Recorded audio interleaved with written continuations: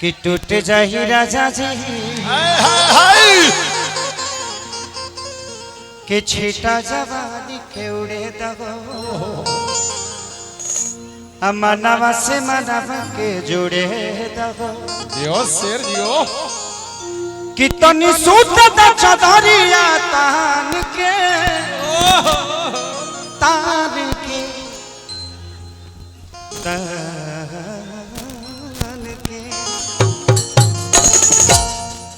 तो टूट जाही राजा जी। ये गा दे मैंने नायका में शौक है, नायका में से कि तुझसे कहा बताई डिंपल तू हलचल हो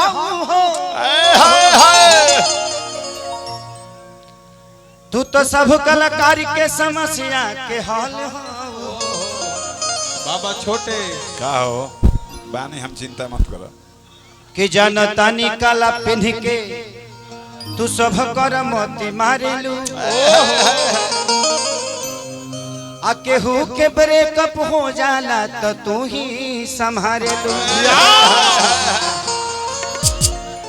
तसल्ली देती हो कि मैं हूँ दोस्त आपकी है। एक सेकंड, आपने ये तो बोल दिया इन लोगों को मजा मिल गया।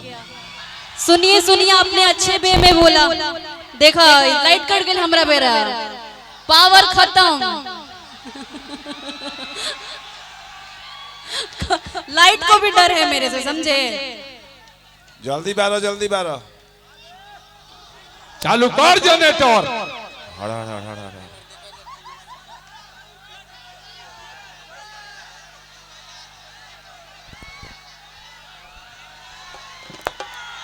वाह आ गया। आपने तो बोल दिया, आपने अच्छे वे में बोला, क्योंकि दोस्त का ही सहारा दोस्त होता है और हर किसी का हर कोई रिस्पेक्ट करता है। और मैं आपका बहुत रिस्पेक्ट करती हूँ, यहाँ पे जितने भी लोग बैठे हैं सबका करती हूँ। लेकिन पता है क्या होता है, चंद लोग हैं ना यहाँ पे जो आप अच्छी चीज भी बोलते हैं ना तो उसको कंट्रोवर्सी में लेके चले जाते हैं। अरे खेसारी भैया ने ये कर दिया, फलाना ने ये कर दिया, ठिकाना ने ये कर दिया, तो उन सब को ना बाबा छोटे नहीं ये बात है, आप अच्छे वे में बोलेंगे लोग गलत वे में ले लेते हैं। लेकिन एक सीनियर कलाकार हैं खेसारी जी, मैं बहुत इज्जत करती हूँ इनका, आजीवन करती रहूंगी। जो इज्जत करेगा उसका इज्जत हम लोग करेंगे, और कोई बुरी बात नहीं है इज्जत करना, और कोई बुरी बात नहीं है आई लव यू बोलना।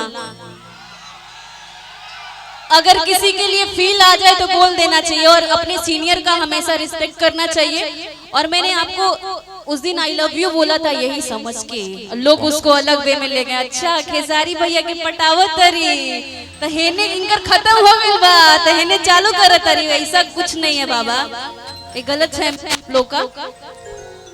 एने दाल ना गोली कौन जना बोला तरा? छोटे बाबा। छोटे बाबा के आवाज सुना तो अपना माइक बंद करिए पहले, आप बीच में मत बोलिए।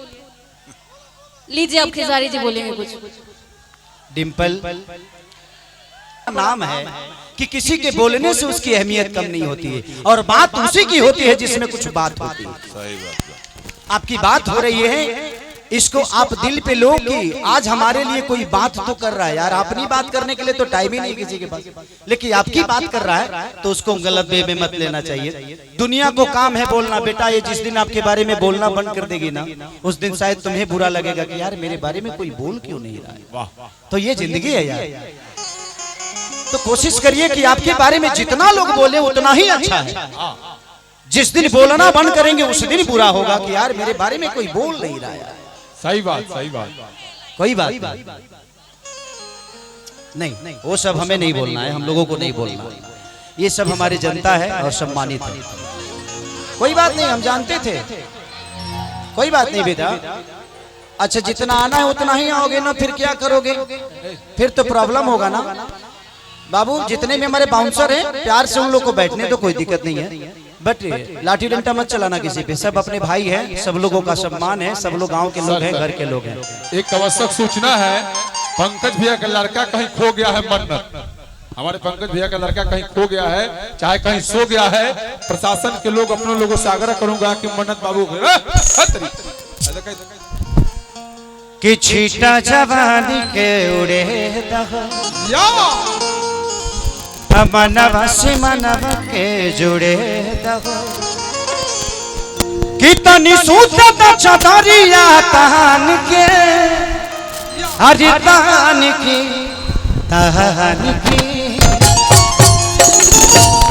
1 2 3 4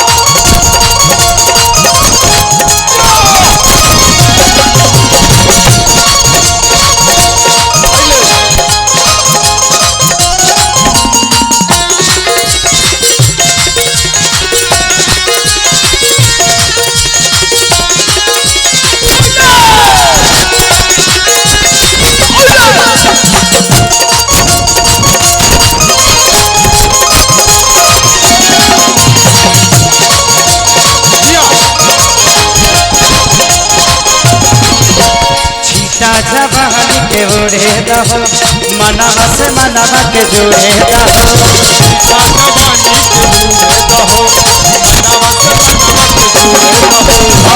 जवानी के उड़े दहो मनवा से मनवा के जुड़े दहो